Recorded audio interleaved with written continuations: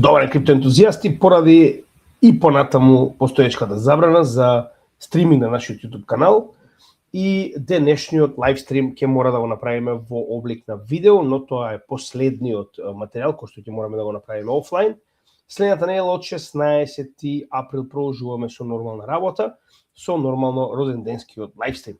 Денес, како што знаете и сами, правиме посебен тип на видео, тоа се потенцијални Black Swan настани од војната во Иран.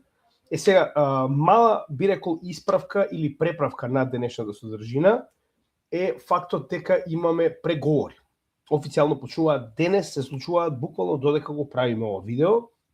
Затоа ние го направивме малку поинаков формат, односно наместо да се посветиме целосно на потенцијалните Black Swan настани кои што можеме да ги обработиме подоцна, доколку војната продолжи, направивме видео во кое што ќе направиме споредба на 3 потенцијални сценарија од овие преговори моментално, кои што ќе ни дадат опрлика, генерално идеја што да очекуваме во блиска иднина, затоа што многу е побитно во овој момент да се фокусираме на тоа кој ќе биде потенцијалниот исход од овие преговори и дали потенцијално ќе имаме нормално официјално прекинување на војната или па кои се другите две сценарии кои што ги спремаме, а нормално подоцна доколку видиме дека потенцијално војната продолжува, тогаш, значи, дефинитивно ќе го направиме и ова видео кое што ќе биде втор дел, така речено, каде што ќе разговараме за, би рекол, подетално за исходот од оваа војна што може да се одрази на економијата.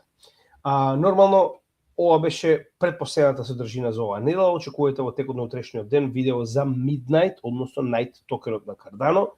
Верувам дека ќе биде доста интересно видео, затоа што ќе разговараме нормално за овој исклучиво битен проект кој што се занимава со privacy layer-от на Cardano, така да дефинитивно не го пропуштајте. А за следната недела веќе имаме направено материјал, односно распоред. Очекувајте прво Flare во вторник, тоа е еден од коините кои што нормално ние на онаа листа на преостанати 5 коини кои што се уште треба да ги направиме. Во четврток на 16 април со задоцнување од еден ден ќе го направиме нашиот криптогемиџија роденденски лайвстрим кој што ќе биде главно прашање од заедницата, но не забравяйте дека во текот на денот ќе бидат пуштени во употреба блогот Гемиџија кој што е со вести, верувам дека ќе ви се допадне многу, Гемиџија веб страната, каде што го имате целиот материјал во видео верзија и телевизијата нормално ќе се емитува директно на самата веб страна и нормално Гемиџија ТВ кој што ќе биде и на нашата веб страна и на нашиот YouTube канал во облик нормално на постојан 24 стрим. Верувам дека ќе ви се допадне, очекувате следниот четврток да биде полн со содржини плюс нашиот лайвстрим нормално роденденски. Така да како што ветивме, Гемиџија 2.0 е овде. Скоро се е подготвено, а моментално блогот и веб страната се достапни за нашата Patreon заедница. Нормално во дескрипција може да најдете линк до истата и да се приклучите, а на тој начин ќе ни помогнете нас да можеме и понатаму да работиме на описменување на македонскиот народ кога станува збор за макроекономија и блокчейн технологија, а нормално и ќе имате пристап до овие, би рекол, помагала веднаш. И во сабота ќе имаме техничка анализа на пазарите лов на дното тип на лайвстрим, додека недела продолжуваме со Hedera Hashgraph. Знаете дека веќе почнуваме од почеток да ги работиме сите коини кои досега сме ги анализирале со соодветен апдейт, да видиме што се случува во овој проект, каде напредува, дали ги исполнил претходните, да речам, очекување, вести и така натаму. Пред да почнеме со денешното видео, значи може да го најдете настанот, тоа е криптогемиџија полни 4 години на нашиот Facebook профил на самиот врв, ќе го најдете во облик на pin post. Значи ова е битно затоа што дополнителни известување, посебно кога ќе го пуштиме во оптек, односно да може да го користите блогот и веб страната, прво ќе биде најавено на овој настан. Така да би ве замолил да го заследите. И пред да почнеме уште една битна работа, а тоа е Chain of Blocks Summit-от. Во текот на утрешниот ден официјално ќе објавиме уште едно интересно партнерство, а тоа е нашата соработка втор пат поред со Chain of Blocks Summit-от. Не знам дали се сеќавате, но на претходниот настан ние бевме дел, односно има свое излагање за XRP како посебен проект. Така да овој пат по втор пат во рок од оваа година дена ќе бидеме повторно дел од овој настан од 20 до 22 мај во Grand Hotel Excelsior во Валета, Малта. Дополнително, значи ова е, како што гледате и сами, XRPL community, знаете дека ние сме големи поддржувачи, така да дефинитивно ова е нешто што јас дефинитивно нема да речеме дека ќе бидеме дел од овој настан уште години напред.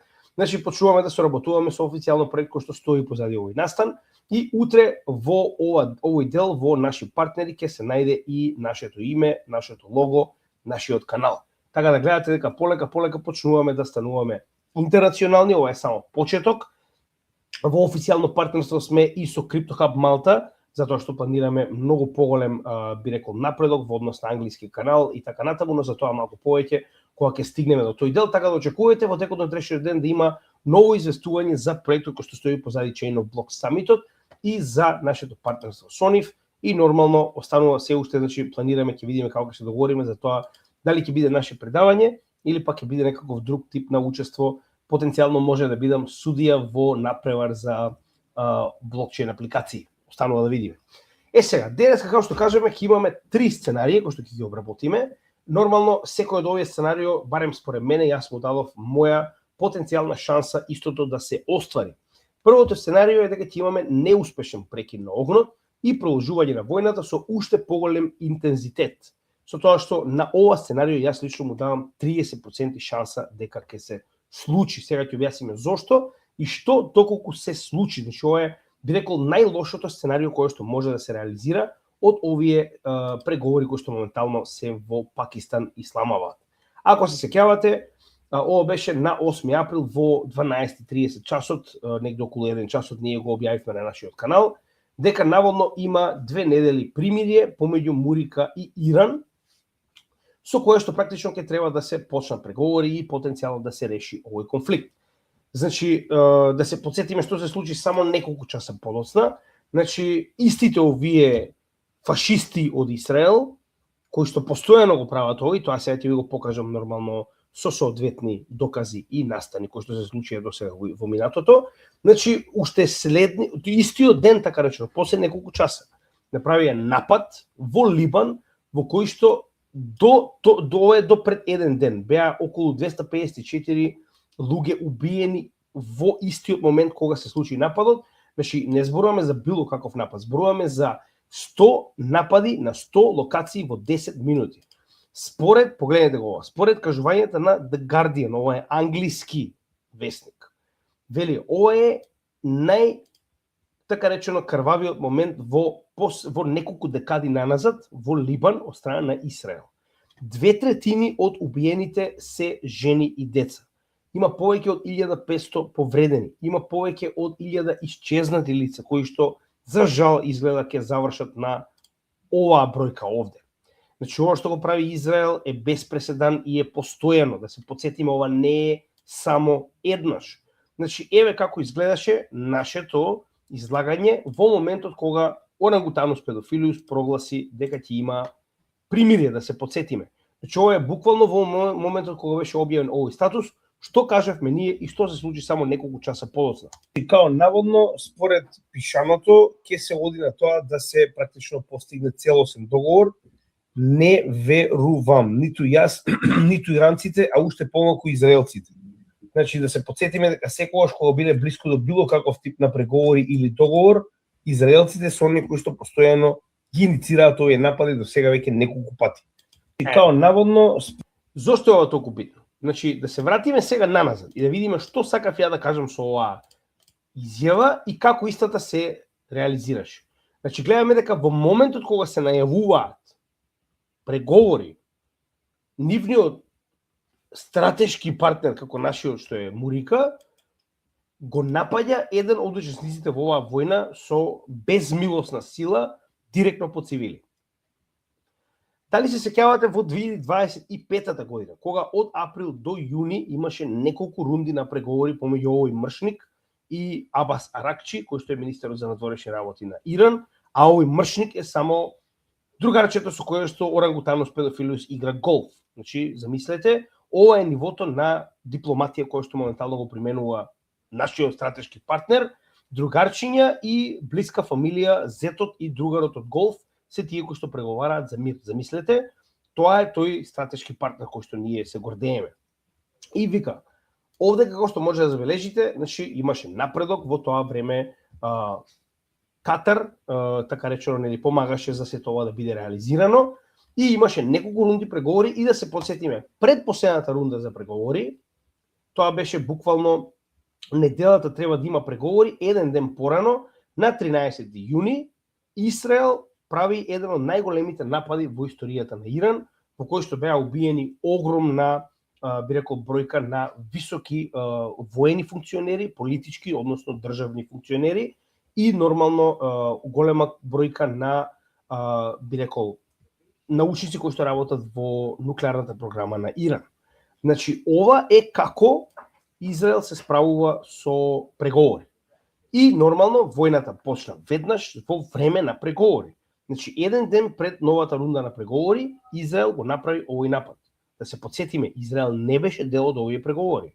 И Америка нормално го поддржа Израел и учествуваше во овој напад на последниот ден со 3 екстремно големи напади на 3 стратешки нуклеарни инсталации во Иран.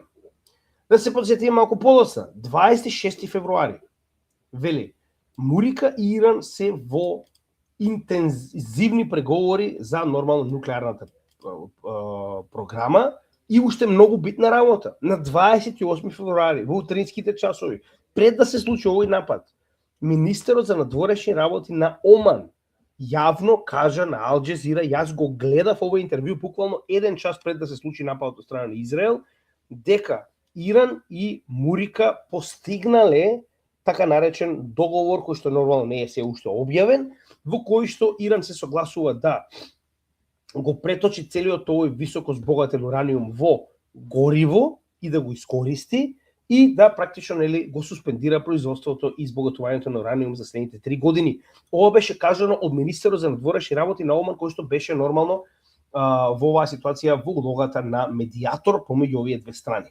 Што се случи? Буквално 1 или 2 часа подоцна Израел беше тој кој што повторно го нападна Иран и Мурика, ако се сеќавате, нивниот министер за, тој секретар на државата Рубио, кажа па ние немавме избор, Израел почна да бомбардира и ние вика моравме да почнеме исто да бомбардираме, пошто иначе вика сигурно и нас ќе не нападнеа. Замислете кој изговоров за почеток на војна. Не можевме, другарчето почна па и ние почнавме.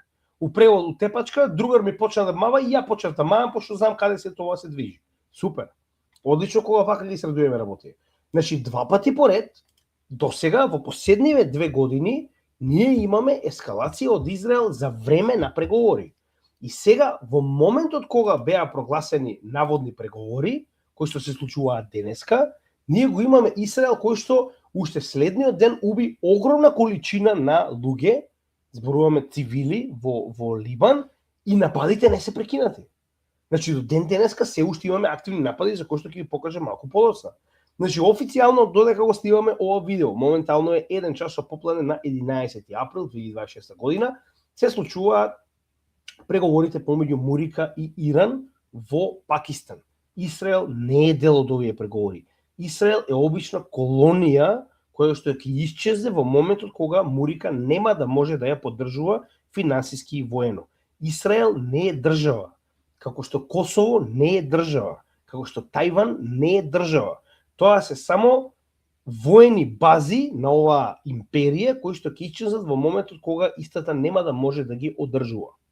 Да се подсетиме на Афганистан, да се подсетиме на Виетнам, каде се сега моментално тие? Дали се под контрола на Мурика се уште? Сега, еве да ви покажам како изгледа моментално вашиот стратешки партнер, дома што ви убедуваат дека нели вие стратешки партнер, јас ќе го пуштам, вие слободно погледнете во позадина. Значи овдека ова што гледате е Смотрич, еден од највисоките министри во администрацијата на Нетањаху, се извинувам, на полјакот Милејковски, кој што овдека јасно зборува како моменталната територија која што се завзема во Јужен Либан ќе биде конфискувана и ќе биде дел од голем Израел. Значи, како што може да забележите овдека, јас ниту еден говор до сега не најдов од Иран, на ниту еден политичар кој што јавно зборува дека ќе завземат нечија територија, дека ќе направат поголема држава. За разлика од тоа, овие изјави на израелскиве гомна политичари се постојани, али апсолутно постојани. Значи овдека без никаков срам во име на државата. Овој мрсулко, министар за финансии на Израел, јавно зборува како тоа е веќе договорено и дека сега ќе се преместат границите на Израел до Литани реката, што е уствари јужен дел од Либан, кој што представува околу 20% од државата, и дека наводно потоа истото планираат да го направат врз Голанската висорамнина во Сирија и нормално Газа и западниот брег. Ова се вашите стратешки партнери. Нема потреба да го слушате, одвратен е, можете да прочитате што сакаше да каже овдека, затоа го пусти во позадина, да може да го прочитате. Во исто време еве го и другиот морон кој што моментално ја води оваа држава, кој што исто така јавно кажува, значи дечки, вие не можам да разберам зошто воопште мислите дека ќе има некако, значи дури да има прекин, ова на долг рок не е ниту по точка разно завршено. Се додека постои Израел, војна ќе има на Блискиот Исток. Значи тоа без разлика на тоа кои се сценаријата на краток рок, ова што сега го разговараме, уште еднаш сакам да реитерирам дека нема бегање на долг рок, војната никогаш нема да заврши се додека постои Израел. Тоа да ви биде јасно. And Israel is stronger than ever. This is the bottom line of this campaign up until now. Let me say, there are still additional objectives for us to achieve, and we will achieve them either by agreement or by resumption of the fighting. We are ready to resume the fighting at any moment. Our finger is on the trigger. As you know, 2-week ceasefire has been announced between the U.S. and Iran. No, we were not surprised in the last moment, and I want to emphasize, this is not the end of the war. This is a step in order to achieve all the objectives. Дали слушате што каже на крајот моронот? Вика, да, вика, ние знаевме дека ќе има, вика, 2 недели, вика, примирие, но вика, ова не е крајот на војната, вика. Ова е само чекор до исполнување на сите наши цели.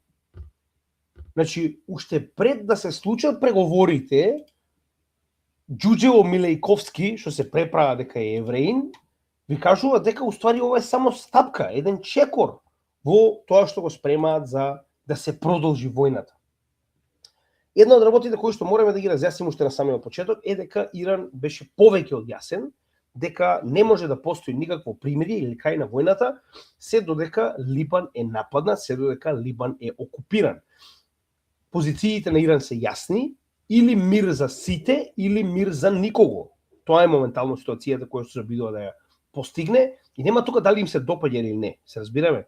Иран моментално, како што кажува Орангутанус Педофилиус, ги држи сите карти.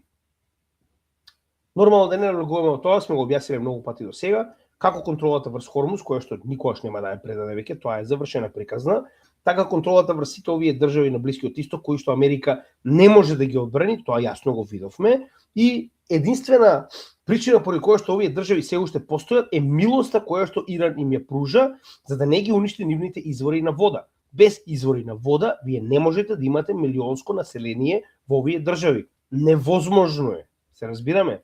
Што значи дека Иран, дали вас се допаѓа или не е битно. Реалноста е таква. Иран ги држи сите карти. Сега, како што видовте, Израел се вади на тоа дека наводно Либан не бил дел од овие преговори. Пакистан се противи на тоа како медиатор, затоа што пакистанците јасно кажаа дека целиот регион е опфатен со овој мир и затоа нормално Иран во одговор на сето ова го затвори тесниот Хормуз. Во одговор на сето ова продолжи со нападите врз сите овие земји од Блискиот Исток. И како што може да забележите, во текот на овој ден, додека се случуваат овие преговори, значи последните 24 часа, само што го најдов ова за да ви го покажам, во последните 24 часа се погодени 52 потрачја во Либан од страна на Израел. Значи, ако ова не е притисок за да пропаднат преговорите, не знам што е. Кога вие јасно знаете, ставете се во кожа не да Боже, но да речеме за момент, ставете се во кожа на ова Ѓуџе Милејковски, кој што го владее Израел, нели? Значи, знаете дека Иран никогаш нема да го остави Хезбола и Либан, и знаете дека дополнителен притисок врз Либан само ќе предизвика овие преговори да не успеат. Значи, уште еднаш ќе напоменам, главната цел на Израел секогаш била постојана војна. Не војна во која што победуваат, постојана војна. Израел е во војна отприлика 80% од времето во кое што постојал. И, пак ќе кажам, 52 подрачја моментално се погодени во последните 24 часа, гледаме стотици мртви. Ова е за време на преговорите. Ова е од човек кој што кажува дека наводно ќе ги поддржал преговорите. Вака ли ги поддржуваш преговорите? Дополнително, како што кажавме, Хормус е се уште затворен, официјално, како што може да забележите и сами, и понатаму ги имам истите статистики, буквално ова е денес, 43-тиот ден од почетокот на војната, каде што имаме 95% од вкупната количина на бродови не може да поминат. Како што можеме да забележиме, има одредена количина на бродови кои што моментално минат, но екстремно мала количина.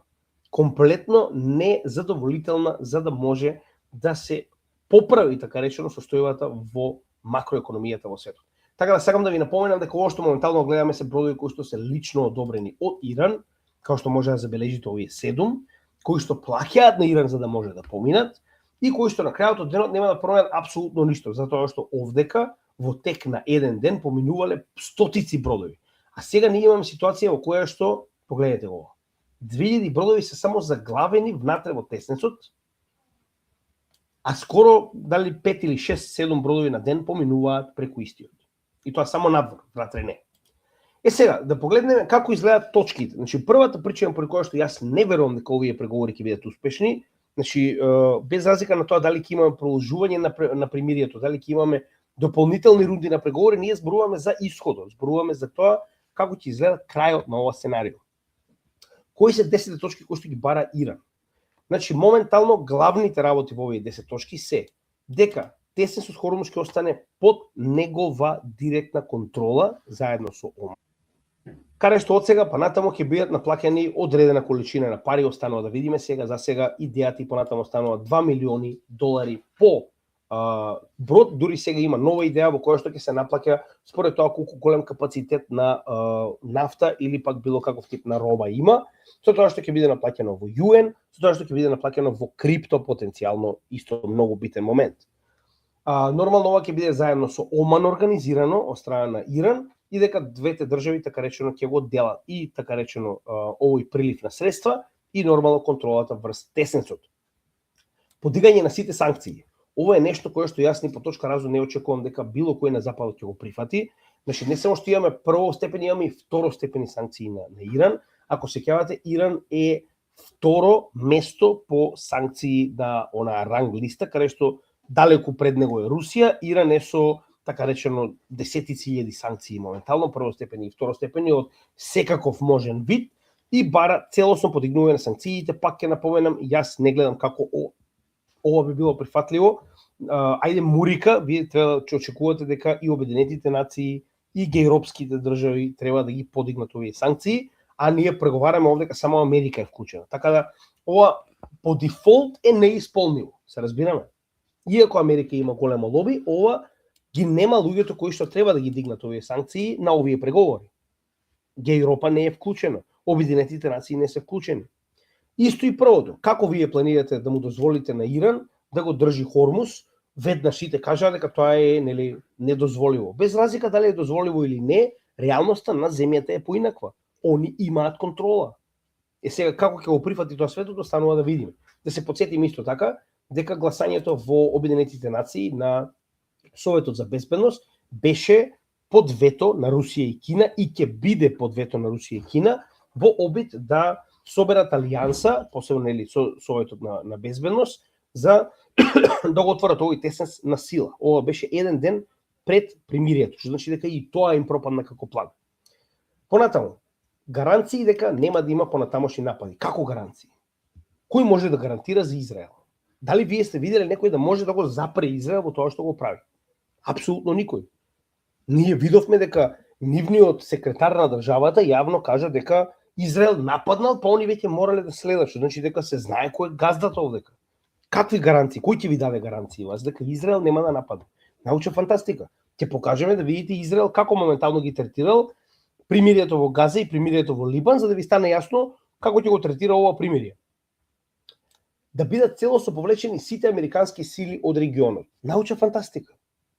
Во ред, ја разбирам дека на крајот од денот сите овие арапски држави, претежно суни, кои што моментално се обични протекторати на колонијалисти, почнувајќи од Мала Британија, завршувајќи со Мурика моментално, значи сите тие фамилиарни режими кои што моментално ги гледате, од Саудиска Арабија, Катар, Оман, ајде Оман ќе го оставиме, гледаме дека не е замешан во целата оваа ситуација, али еве, Катар, Бахрейн, Кувајт, Обединетите арапски емирати, значи тоа се најобични протекторати на Америка.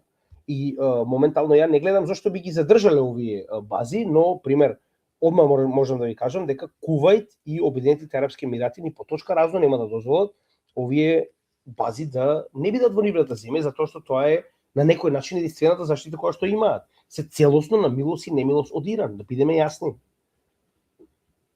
Значи, ова нема шанси.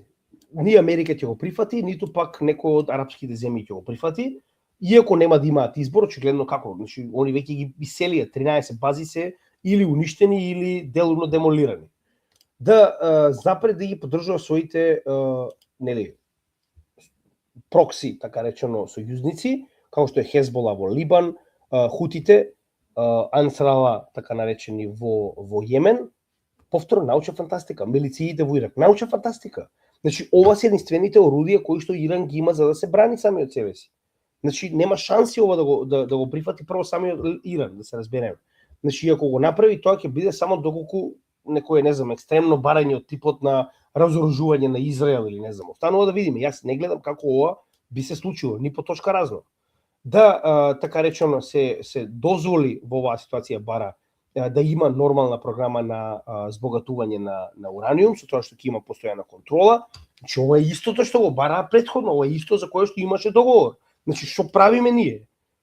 45 милиарди само од Америка, можам да замислам другите колку имаат потрошено, еден куп мртви и на крајот доаѓаме на истиве, значи апсолутна катастрофа, ова е се е ретардирано во светот, така. И репарации за штетата кои што ги бараат од Мурика и од Израел и дополнително кажаа дека во најлош случај истите ќе си ги наплатат од самиот Хормус со плаќањето на овие нели за поминување, така речено, патарина уплати кои што мора да ги прави секој поминат брод. Кои се 15 точки кои што Мурика ги бара од Иран, уште повеќе невозможни. Целосно да биде размонтирана и практично да престане нуклеарната програма на Иран, научна фантастика. Иран според правилата на меѓународното право има право да има своја нуклеарна програма и тоа никош нема да се случи. Иран тоа го кажа веднаш.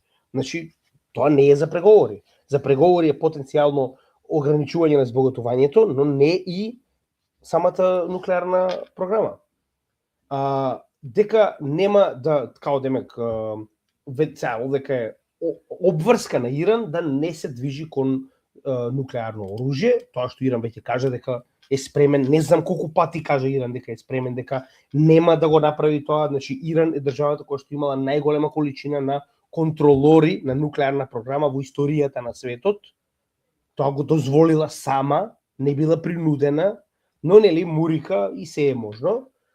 Да нема никакво збогатување на ураниум на територијата на Иран, научна фантастика, значи тоа нема да го дозволи. Иран има целосна програма од ископување до преработка до збогатување, никогаш нема да го дозволи тоа, затоа што ако вие зависите од некој однадвор, многу лесно тој човек може само да ви го затвори протокот на збогатен ураниум. Значи сите овие збогатени до сега нели материјали до 60% да бидат као наводно дадени надвор од Иран, исто така нема да се случи.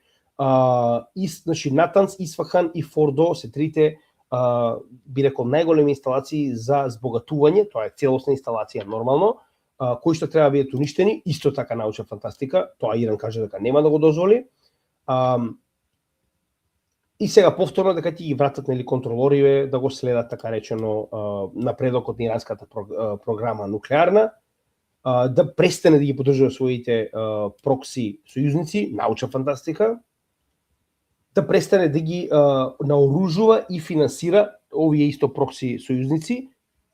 Знаете што, нели? Научна фантастика, да го отворат Хормус и да нема, така речено, никакви наплаќања и тоа да биде слободна нели морска зона.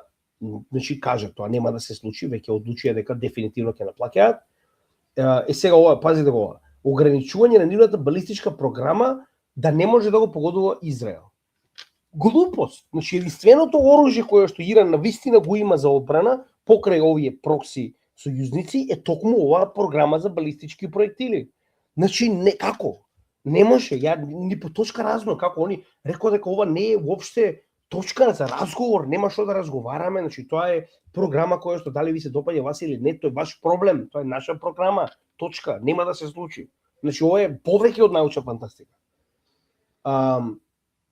Деме као, па добра, зашо ја користеа до сега? Вика, ова балистичка програма да биде користена само за одбранбени, па за одбранбени, вие ги напаѓате, они се бранат, тоа е одбрана, така ние го викаме барем.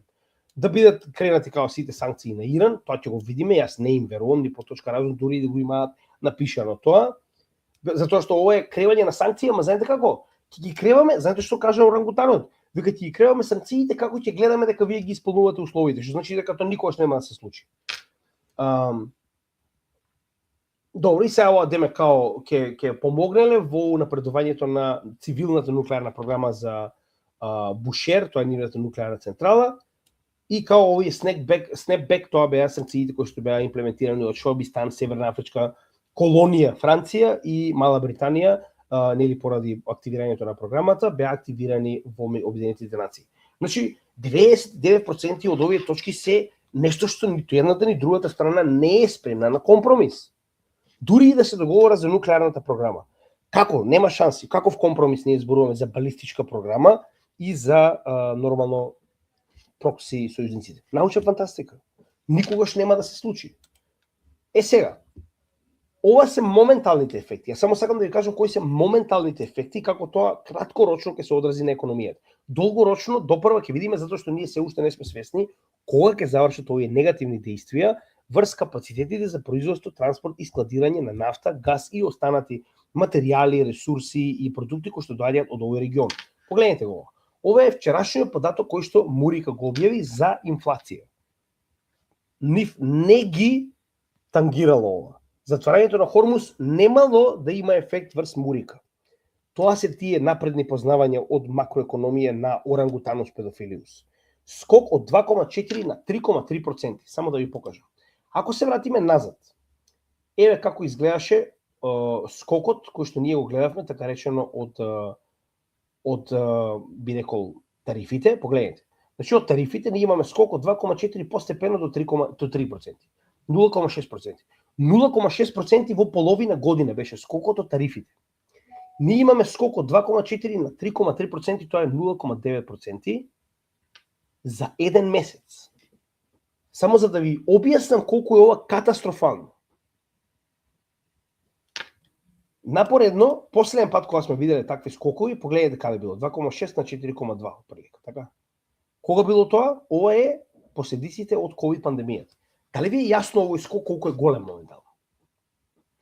Не е само Америка, вчера објавија исто така и на Европа од 1,9 на 2,5, тоа е 0,6% скок. Повторно, ако се вратиме наназад во последните години, немало таков скок, освен овој што го гледаме овде. Последен пат повторно каде биле таквите скокови? Во почетокот на пандемијата на COVID. За жал не можев да ги најдам за останатите, се уште не се објавени, побарав кај Канада, побарав Кина, побарав останатите, се уште е рано, до крајот на месецот ќе ги имаме истите, но ова што моментално го гледаме е јасен знак дека скокот на инфлацијата е неминовно добар показател за тоа колку очекуваме се да поскапи. Скокот на инфлацијата моментално што гледате е нормално CPI инфлацијата која што ги содржи во себе си цените на нафтените деривати и прехрамбените продукти. Ова ќе се одрази на се останато. Ние зборуваме само еден месец од оваа војна. До сега горивата се веќе поскапени, ако се сеќавате во последниот лајвстрим, да не го покажуваме и тоа, го видовте. Значи, зависи секоја земја различно, од 30 до 80% за само овој еден месец се поскапени горивата. 80% замислете. Замислете кога тоа ќе се одрази на храната која што ја купувате. Сега ќе ви го покажам и тој дел. Значи, друга работа е моментот каде што ние зборуваме дека во ова сценарио ние ќе имаме продолжување на војната. Продолжување на војната значи што? Продолжување на растот на цените на горивата. Значи, ние досега имавме раст кој што беше екстремно голем. Последен пат сме го виделе кога? Во војната во Украина, така? Со тоа што од војната во Украина, само да го ставиме ова на неделно ниво, ние имаме постојан пад.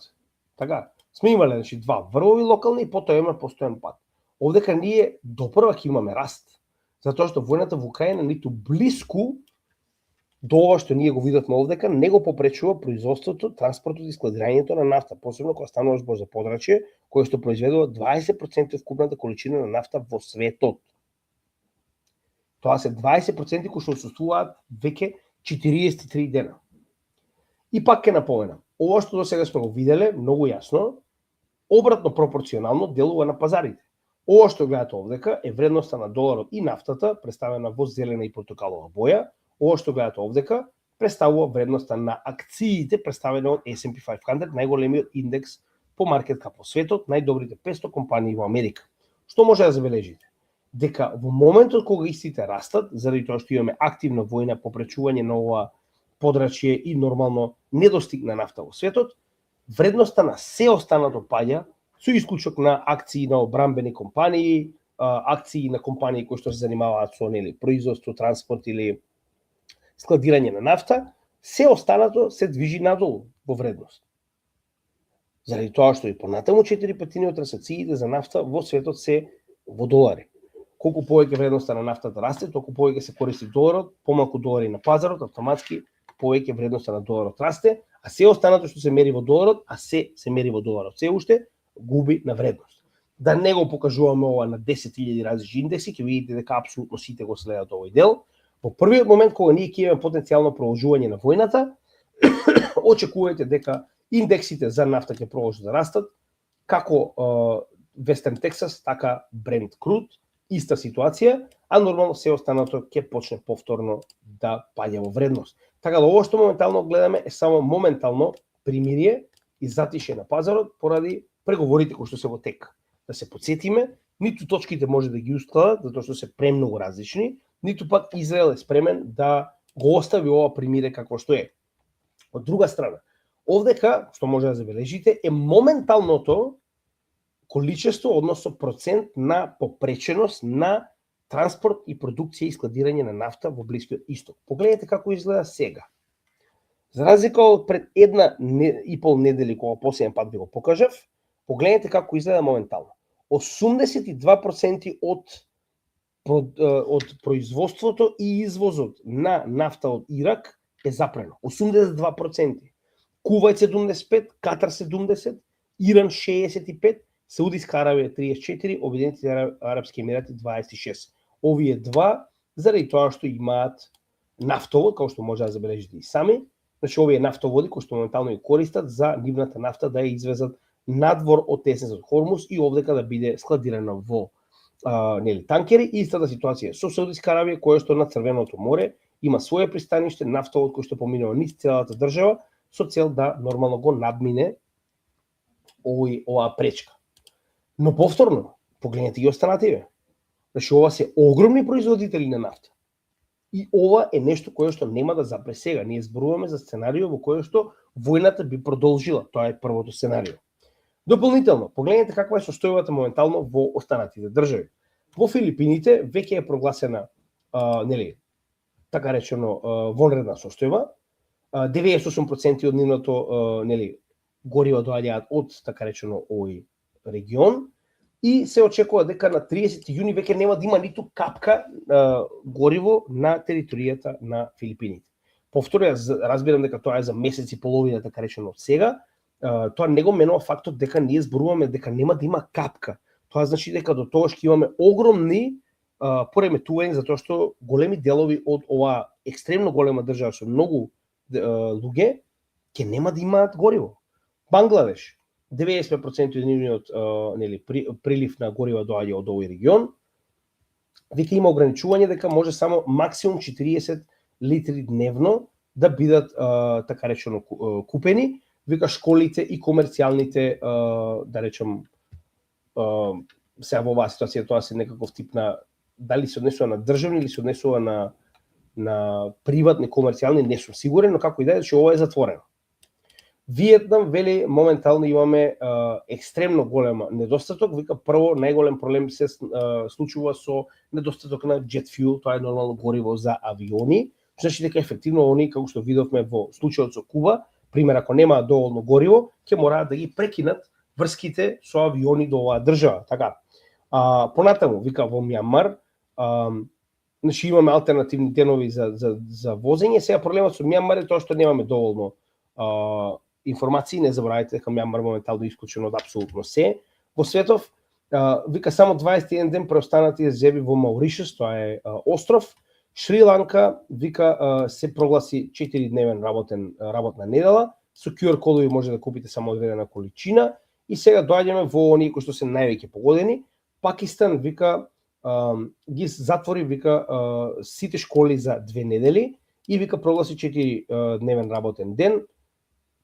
Вика моментално сите оние кои што работат во полјопривреда, зборуваме во земјоделие, се соочуваат со големи недостатоци на нафта за она што моментално е потребно да го направат. Погледнете, во Лаос и Камбоџа, моментално во 40% од станиците, нормално од бензинските станици во Лаос се без капка нафта, 1/3 во Камбоџа се без нафта. Значи нема гориво никако. И сега ако продолжиме овде, ќе имате уште некои, 29 до 36 дена е преостанатата резерва која што Австралија има за својата територија. И овдека дури и се запишани, Нов Зеланд 27 ден, Мауришус 27 ден, 29 дена Австралија. Пазите, Нов Зеланд и Австралија се практично континент, кој што моментално за така речено помалку од месец дена веќе нема да има нафта. Значи тоа е запирање на целосната економија во овие држави. Па ќе речем, ние се уште не сме свесни кој е ефектот кој што допрва треба да дојде. Се очекува во текот на 2026 година, поради инфлацијата која што моментално видовме, која што веќе се одразила. Само во 2026 година целосните прехранбени продукти, зборуваме сите прехранбени продукти, да пораста барем 10%. Според моменталните проекции, ова е нормално проекција која што ја направив со помош на АИ, значи нормално ова се менува, ова се така речено проекции кои што ги собрала АИ од, да речем, различни артикли, различни статии моментално низ интернет. Се што е поврзано со сладко и шекер, околу 10%, месото да поскапе за 7%, неалкохолните пијалаци 6,5%, зеленчукот 4,8% и ова е житните култури 4%. Што ова е само во текот на 2026 година во следните 8 месеци. Овде ќе имаме исто така проценка за тоа колку ќе се намали производството на храна во текот на 2026 до 2027 година. Сега зборуваме нормално во следната сезона која што почнува сега, а тек нормално ќе се одрази ова во следната година. Значи, околу 10% од вкупната количина на храна нема да може да биде произведена во текот на следната година. 10% помалку производство на храна. И еве го овдека, изразено во проценти, каде што можеме да видиме пченка 8% помалку се очекува за следнава сезона, 6,5% ориз, Господ нека име на помош на азијциве, 12%, тоест ова е пченка, ова како ќе е жито, ако не се знае, жито, 15% помалку зеленчук на глобално ниво. И барли, исто така некои од овие житни култури, стварно не знам кој е, 7,2%. Значи, замислете, ова се најосновните продукти кои што светот ги користи за опстанок. Ние следната година ќе се соочиме со екстремно голем проблем за храна. Иран и понатаму се заканува за потенцијален напад врз станиците за десолинизација. Ви кажав, една од најголемите критични точки за овој регион е ескалирање на оваа војна до степен каде што Иран ќе ги нападне овие капацитети или пак ќе ги нападне капацитетите кои што даваат струја на овие капацитети и автоматски во моментот кога ќе престанат да функционираат, ви имате депопулација на целиот Близок Исток. Погледнете, Atlantic Council, значи НАТО директно ви го кажува тоа. Вика, нападите на станиците за десолинизација прават темна, така речено, иднина за овој регион. Тоа што јас постојано ви го кажувам, еве го сега моментално го гледате и сами, директно од, така речено, самите натовци. Нема бегање. Значи, ако оваа војна продолжи, катастрофални ќе биде последиците. Значи, затоа велам, нема поента сега да ги обработуваме, зашто треба да видиме дали истата ќе се случи да продолжи, но доколку се случи, ова се најкритичните моменти. Екстремно големи цени за нафта, недостаток на храна во текот на следната година, поскапување на храна и се останато, нормално раст на инфлацијата, оние критични моменти се Иран да возврати со буквално депопулација на Блискиот Исток и нормално крајното, за жал, најнепожелното, но реално, значи The Economic Times. Се сеќавате кога ви кажав дека само што тогаш не може да најдем веста.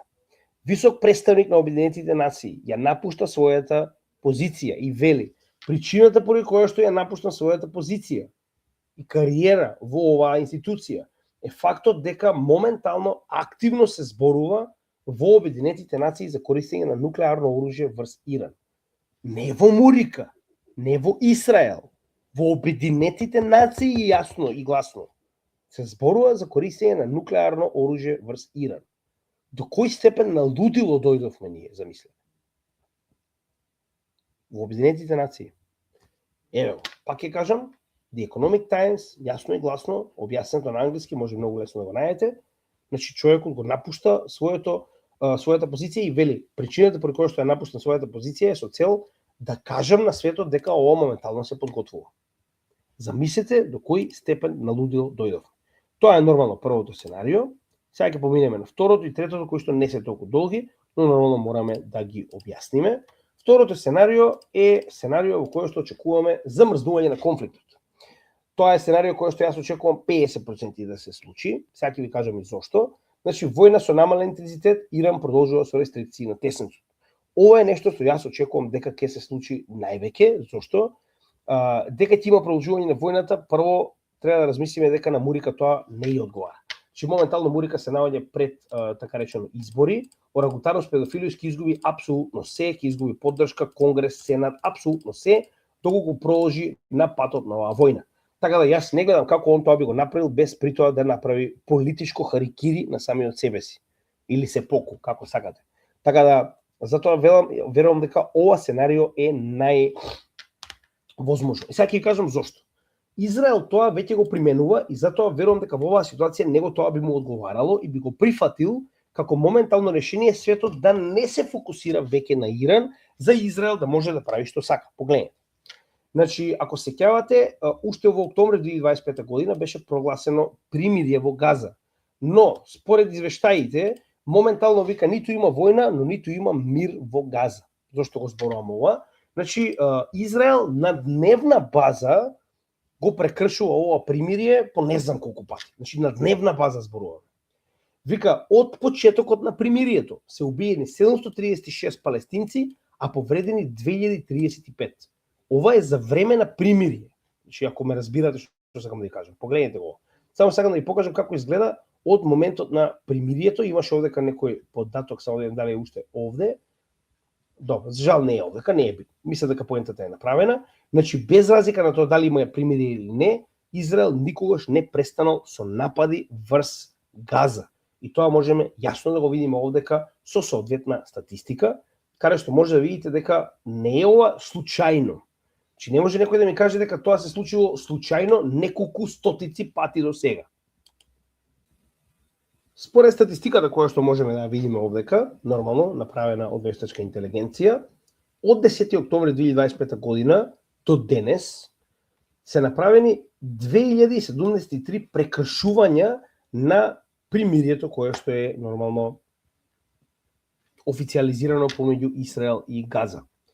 973 пати биле бомбардирани или нападнати со артилерија. Кажете ми, како тоа вие сте направиле случајно напад 973 пати? 750 пукање врз цивили. Како тоа 750 пати погрешка сте пукале во цивил додека е примирие? 263 демолирања со експлозив на нормално нешто во Газа, веќе не знам ни што демолираат, можам да замислам, и нормално 87, значи ова се рейд, се така наречено раци на нивните, како да ги наречам, фашистички сили. Како е воа, кажете ми, вие случајно? Че очигледно не е случајно. Но светот и понатаму вика, не, во Газа веќе има примирие, така. Ова не е единствен случај. Сакам да ви кажам дека Израел ќе продолжи без разлика на се. Ова е прост пример за тоа. Значи, ние имаме јасно, гледате и сами, значи, илјадници мртви, продолжено, војната никогаш не е запрела, само што е со многу помал интензитет. Слична ситуација на тоа е откако беше на 27 ноември прогласено примирие помеѓу Израел и Хезбола во оваа ситуација Либан. Од тој момент до денес имаме прекршување на ова примирие повеќе од 10.000 пати. Повторно, ова е потврдено од UNIFIL, ова е агенција на Обединетите нации, која што е овдека со цел да надгледува. Како тоа, кажете ми вие, случајно, од 7500 до 7800 пати сте ја бомбардирале оваа земја? Случајно. И сте ги поминале овие така наречено плава линија, која што нормално е наменета за да имаме граница до која што Израел смее да дојде. Очигледно тоа не се случило. 2500 прекршување на ова примирие на копно. Зборуваме нели со копнена офанзива, војска и така натаму. Значи, гледаме дека ова не е прв пат се случувало и ја верувам дека тоа е начинот на кој што Израел би сакал овој конфликт да продолжи, затоа што на Израел му е потребна постојана војна, прво на Милејковски, за да не го стават во затвор, поради тоа што ако престане оваа војна состојба, неговото судење треба да продолжи. Претседателот на Израел одби да му даде помилување, дома овие гомна што поддржуваат Израел, што нели ни се кажуваат македонци се најголеми поддржувачи на четвртиот рајх, убиство на цивили, деца, бебиња, како и да е. Значи, гледаме дека тоа не е ништо ново и дека се случувало. Уште еден интересен пример, кој што верувам дека е сценариото кој што го очекуваме, дека од 2014 до 2022 година помеѓу Украина и Русија биле направени вкупно 29 примирја. Тоа што моментално гледаме помеѓу Мурика и Иран. И затоа верувам дека веруваме дека ќе има као готово решавање на конфликтов, секи биде во ред. Мене ако ме прашувате, верувам дека е научна фантастика.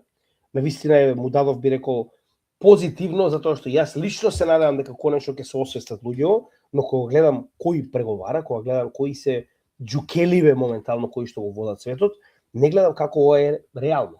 Затоа и овдека можеме да видиме дека од 2014 до 2022 8 години 29 примирија имало и да се потсетиме најакиот момент 1,2 милиони прекршувања на овие примирија. Верувам дека ова е некаков рекорд, ако е негде некој води сметка. Значи, тоа е на... Пазите сега, вика, ова се прекршување на примирието само во Донбас. Значи, ова не ги бројат, да речем, други региони кои што се моментално, туку само Донбас, нели на подрачје за кое што и, така речено, највеќе е овој конфликт. Сега да ви кажам дека ова не е ништо ново, замрзнување на конфликти во кои што истите и понатаму продолжуваат е нешто досега многу пати видено. И затоа ја верувам дека втората опција во која што ќе имаме замрзнување на овој конфликт и дека војната ќе продолжи со помал интензитет е многу веројатно и затоа му давам 50%. Но исходот од оваа војна, ако веќе дојдеме до ваков тип на замрзната војна во која што конфликтите постојано произлегуваат, ефективно ќе стави крај на било каков тип на туризам, било каков тип на ја ќе одам во Дубај да живеам, да се сликам покрај базени, значи заборавајте на тоа.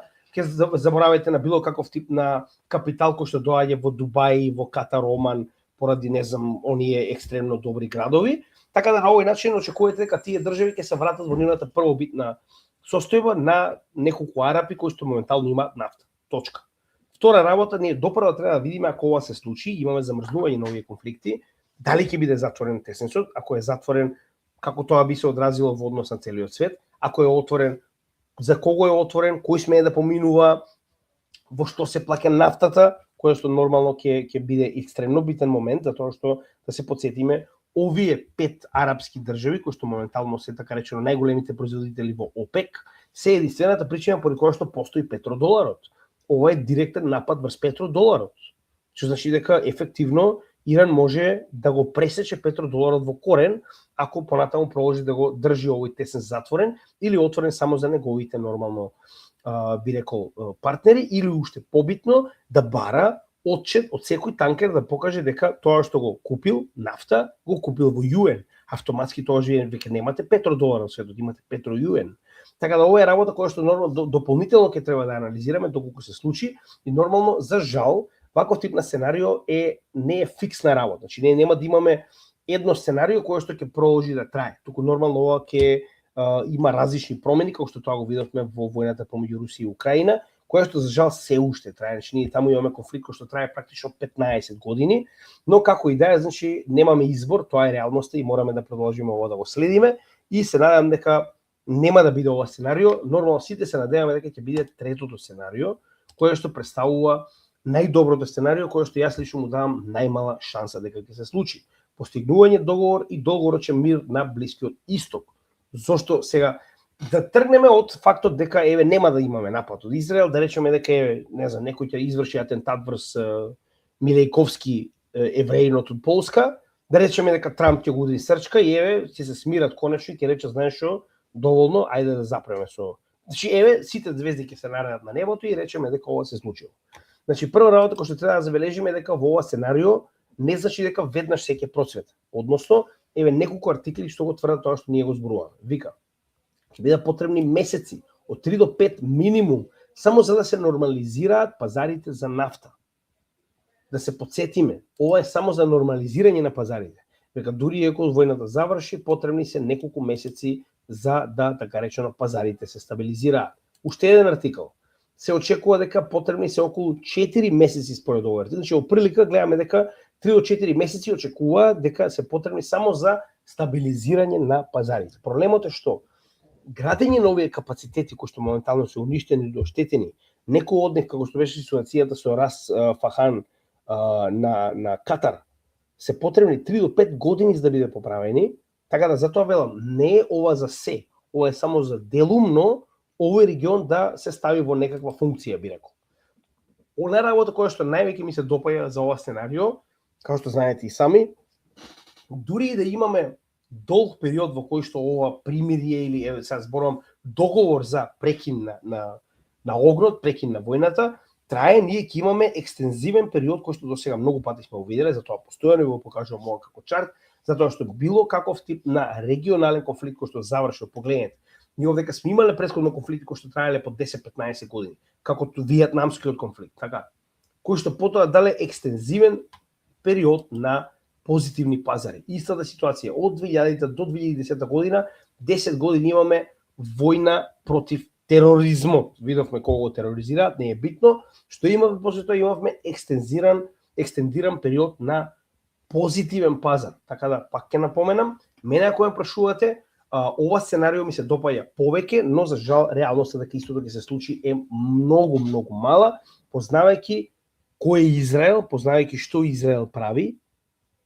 Јас не гледам како ова би се случило, но пак еве да речеме дека ќе се еве, затоа реков ова е многу би рекол позитивна бројка што јас ја давам на ова сценарио, но еве да речеме дека има шанса да се случи.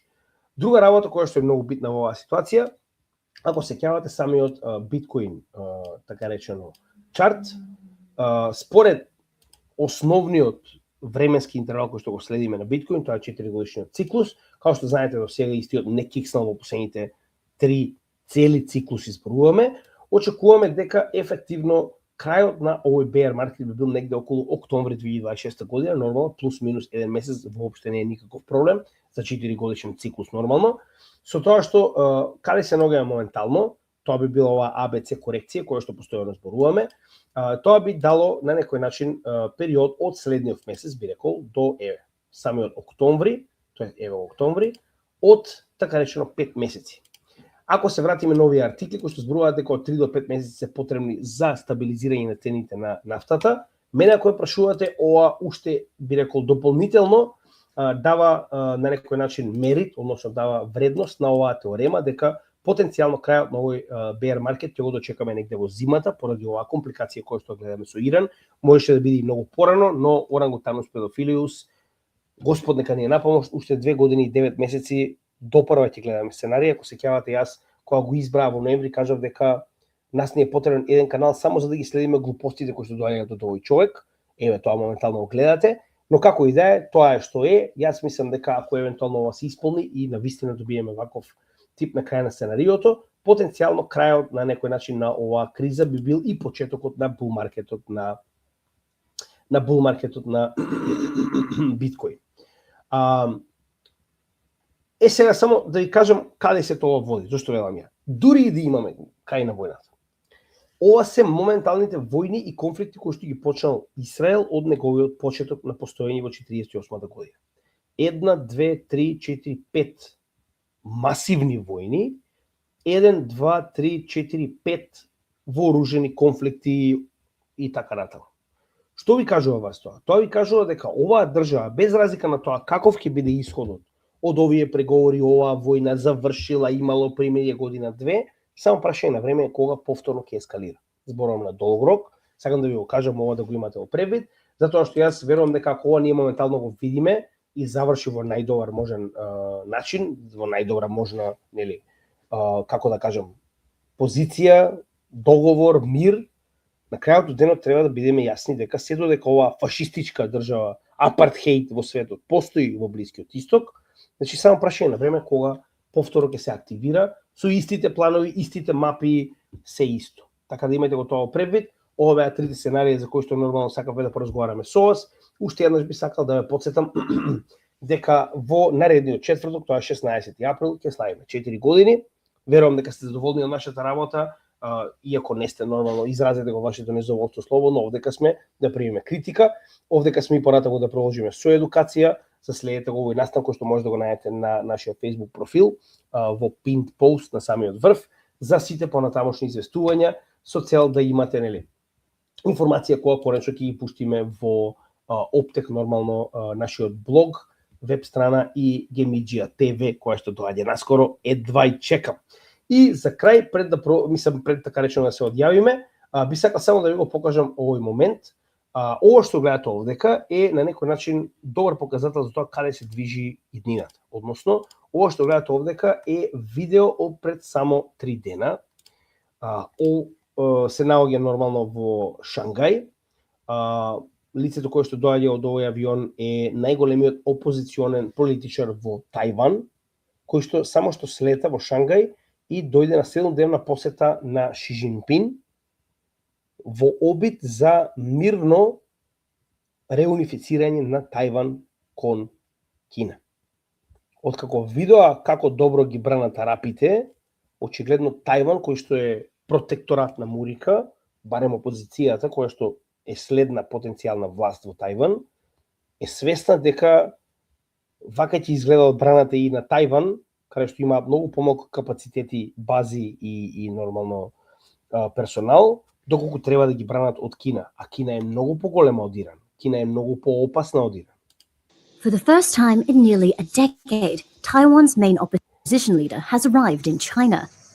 Cheng Li-wen was invited by Chinese President Xi Jinping and says her 7-day visit is about forging cross-strait peace. She leads the Kuomintang, or KMT party, which favors closer ties with Beijing. If you truly love Taiwan, you will seize even the slightest chance, every possible opportunity to keep Taiwan from being ravaged by war. Beijing considers Taiwan part of China and has vowed peaceful reunification, but has not ruled out the use of force. It's ramped up military exercises in recent years. Ова веќе ни е познато, но само сакам уште еднаш да напоменам дека тоа е, како што може да забележите уште еднаш, еден од главните показатели дека доминацијата на Мурика во светот после оваа војна е јасно нарушена. Останува да видиме кои се вистинските партнери на Мурика или кои што се уште на страната на Мурика, откако Америка каже дека ќе го напусти НАТО, каже дека сега ќе им врати со тоа што потенцијално ќе го земе нормално Гринланд. Арапите не знам дали и понатаму им плаќале за одбрана после одбраната која што им ја даде Америка. Така да сакам да кажам дека ние понатаму, според тоа што го зборуваме, се наоѓаме на еден нов свет, во кој што Америка само прашање на време кога веќе нема да има примат. Така да мислам дека е време да почнеме да размислуваме како ќе изгледа светот после доминацијата на Америка. Но тоа е моје мислење, останува да видиме, ова е моја проценка. И уште еднаш, доколку сте задоволни од нашата работа, би ве замолиле да го поддржите нашиот канал. Ова е нашата Patreon заедница во која што добивате привилегии, а нормално за возврат имате мала членарина со која што ни помагате ова што го работиме да го направиме на уште повисоко ниво. Привилегиите кои што ги добивате, како што веќе кажаме, првенствено се пристап до нашиот блог и веб страна, нормално пристап до нашите чатови, каде што може заедно со нас да разменувате информации, да разменувате идеи, ваши анализи, да нормално разговарате со нашите членови помеѓу сите учесници во овој активен говор, активна дебата.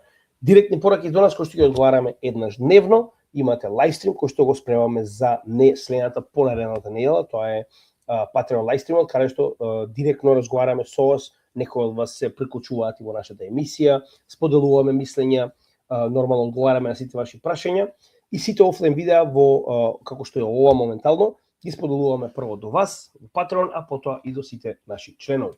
И за крај нормално доколку усакате може да го реализирате вашето Patreon членство преку годишно членство, а тоа е нормално со 30% попуст на годишно ниво од она што би го платиле на Patreon.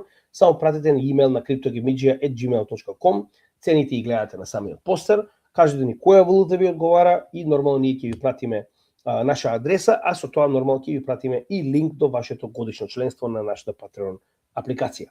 Благодарам, се гледаме во следното видео, поздрав од Cryptogamidjia и од топлата Малта. Listen up, class is in session tonight. Cryptogamidjia, here to guide you right. Not about the hype or the FOMO rush. It's about the research, no need to crush. Do your own research first. Read the white paper, understand the burst. Blockchain technology, decentralized and true. Not just speculation, knowledge carries you through. Cryptogamidjia, teaching you the way. But never all in one day. DCA is strategy, patience is the key. Cryptogamidjia, setting knowledge free. Check the market cap, not just the price tag. Utility matters more than social media brag. Cold wallet storage keeps your assets secure. Never share your seed phrase, that's the cure. Bear market lessons teach you how to hold. Bull market temptations make you sell too bold. Position sizing, risk management and tight. Cryptogamidjia keeps you trading right. From Bitcoin's genesis to altcoin seeds, proof of work to proof of stake with ease. Layer 1 foundations, layer 2 scales high. Smart contracts executing, reaching for the sky. Cryptogamidjia, your educational guide through the volatility. Stay right by your side, not financial advice, just wisdom to share. Cryptogamidjia, teaching you to care.